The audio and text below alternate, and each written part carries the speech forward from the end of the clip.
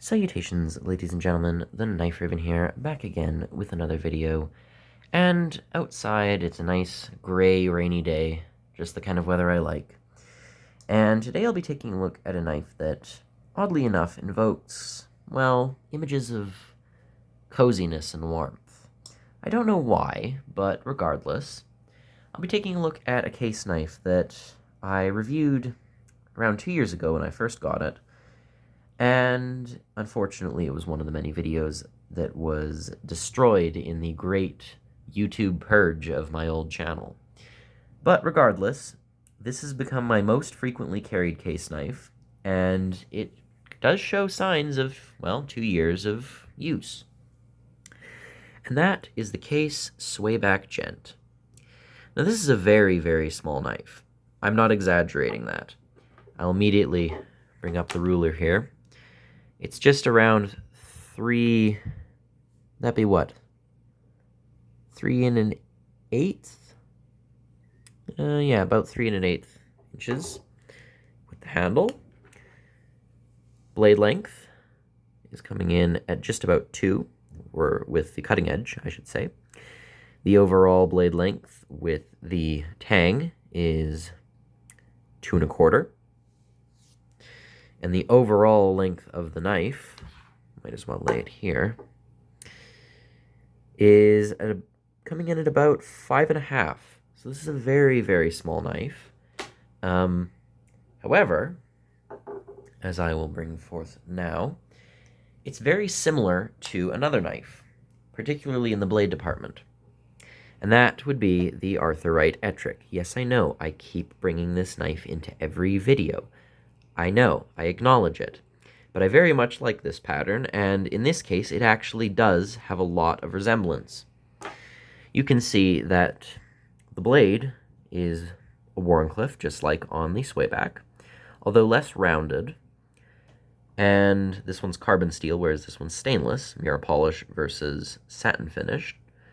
But regardless, the dimensions are almost the same. Cutting edge is just around 2, and the tang included is just a little over 2 1/4. However, the handle length is where this really gets the difference, as this is about 3 3/4 as opposed to the Swayback being about 3. So you're getting almost an entire extra inch. Not quite, but almost an extra inch on the handle for the Ettrick. The overall length of the Ettrick is just about 6 1/4. So, again, 5.5 versus 6 1/4. These are definitely not the same. As you can see, there's a significant size increase on the Ettrick. But as for the blades, these are very, very comparable. Now, I've talked about this knife a lot, so this isn't going to be the main star of this video. Now, the materials used here are quite nice. We're starting with the bolsters, which are nickel silver. They were mirror polished, and they still hold up fairly well, although they are a bit scratched now, as this knife has been, again, used and carried for around 2 years. The pins are brass, again, heavily patinaed at that. This knife does that thing that case knives sometimes do, where they have the regular sized pins and then have a singular larger pin in the center. This continues on to the other side. Shield is a fairly small little oval, and it just says Case XX, although it's extremely hard to read. Again, patinaed brass. Spring is mirror polished stainless steel, which holds up very well. Polish is still quite shiny.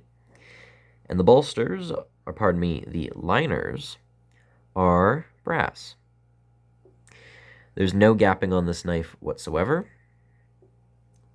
The transitions from the, hello Alice, from the bolsters to the covers are very, very nice and smooth. And the pins are not raised whatsoever. Hello. Blade centering is really the only main issue I can point out here. As you can see, the blade is quite a bit off, which is ironic as, oh, hello.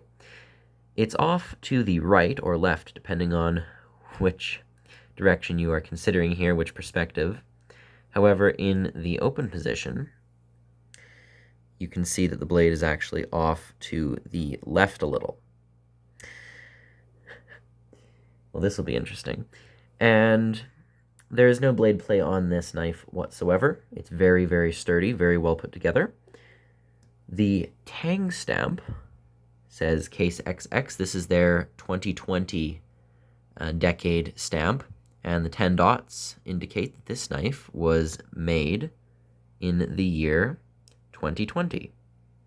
As for each dot that they take away here, that's 1 year closer to the next decade. So this was made in 2020, and I got it in 2021.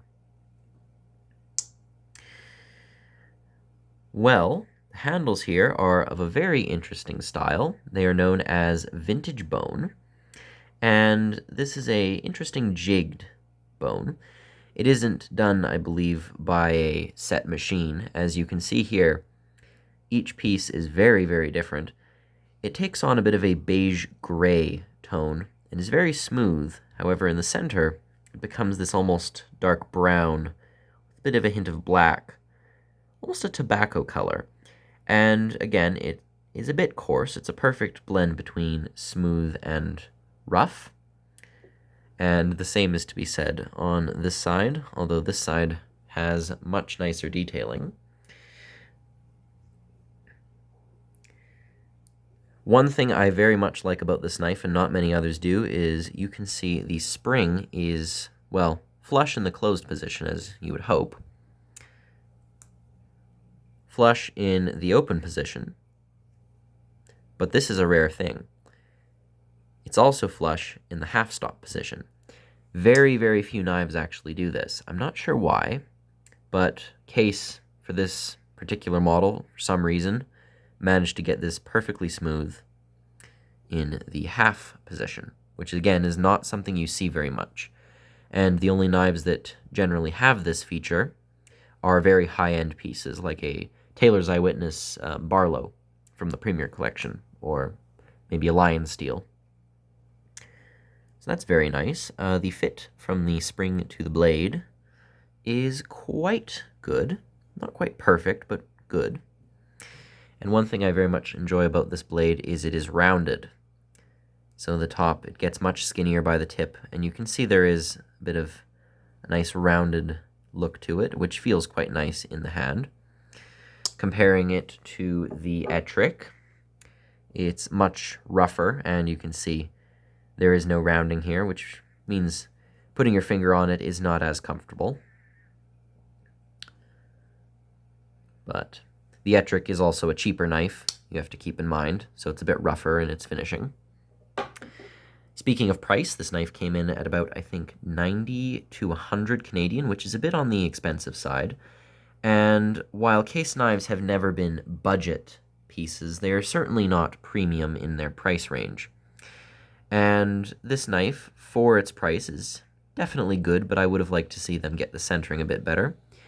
The only forgiving saving grace of this is when you are opening the knife, you have to use the nail nick, I should specify. There is no pinching this. You actually push the blade a little bit off to the opposite side, which means that there will be no blade rub. However, if the side it was biased towards was this one, and then you push it even more, well, you'll end up pushing the blade right into the liner and thus causing blade rub. So this does kind of eliminate blade rub, although I still would have liked to see it centered. So you have a mirror polish on the blade. This is Tru-Sharp Surgical Stainless Steel, and it is a comparable steel to the 420 high carbon or 420 HC used by a variety of companies, including Buck Knives, a very popular American manufacturer of hunting knives and the like. And they have a special heat treatment on theirs, but 420 HC It is certainly not the best steel in the world. Again, it's no S45VN or M390, but it is considerably better than your run-of-the-mill, say, maybe AUS6 or CR M10V. I can never remember the name of that steel. But regardless, it's certainly not a poor steel, but it's not high-end. It doesn't hold an edge for too long. It's been sharpened a bit on a stone and on a mini butcher's steel, which is very much the correct size for a blade this small. But the straight edge means it's very easy to sharpen. Doesn't take too long. Again, I'm no sharpening wizard, but it certainly is easy, even by my standards, to sharpen. And the action on this is one other thing I should point out.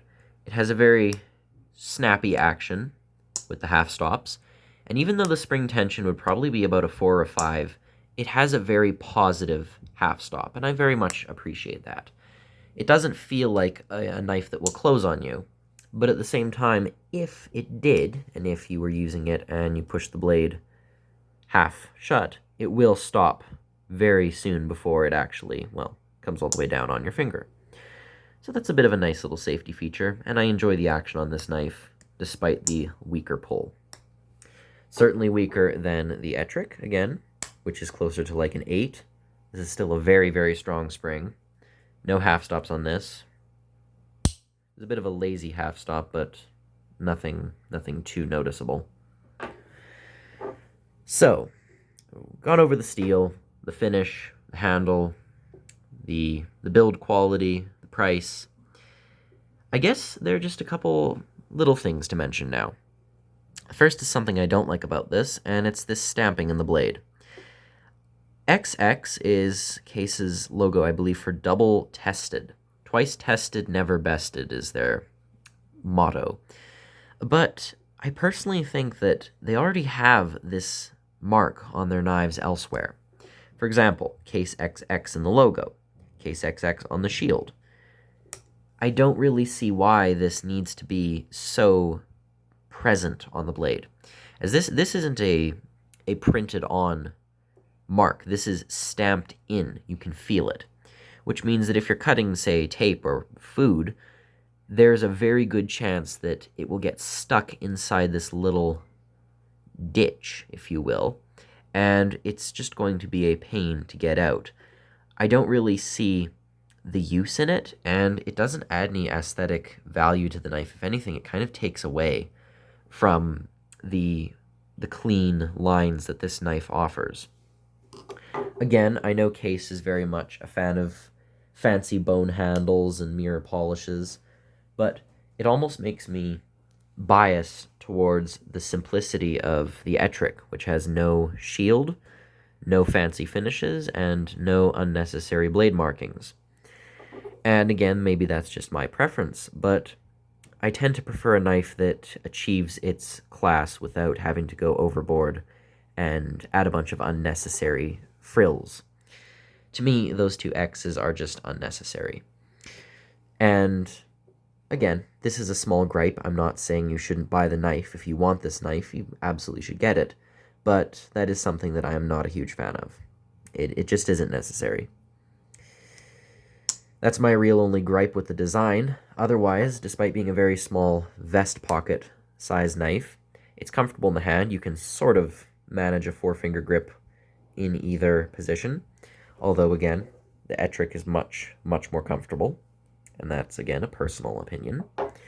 But it's nice. It's got a very good bit of utility for it. It certainly isn't going to be your main carry piece. Well, I mean, it absolutely could be. But it isn't the same as, say, this knife, which is a Michael May Swayback, a much larger take on this style of knife. And this would definitely be a good main carry. This, I wouldn't say, but again, preference. Either way, very good knife for a backup carry, if you will. It very much does the job of a gent's knife. It's not going to scare anyone, it's not aggressive, and it's built with enough quality, and the materials are good. It definitely is weighty for its size, And one thing I do like about this particular version is the handle material being somewhat similar to stag, natural bone. No two pieces are alike, and you can actually see there's a bit of a difference in the dimensions of the covers. Again, this one has a lot more smoothness to it, whereas this one does not, which leads me to believe that this is not a jigging machine that does this, but rather more of a natural bark pattern, if you will. But despite this, it's still very slim, very nice to hold. Doesn't feel like the kind of knife that would slip out of your grip. Very comfortable overall. And again, very classy, very stylish, very traditional. The swayback is one of my favorite patterns, really out there.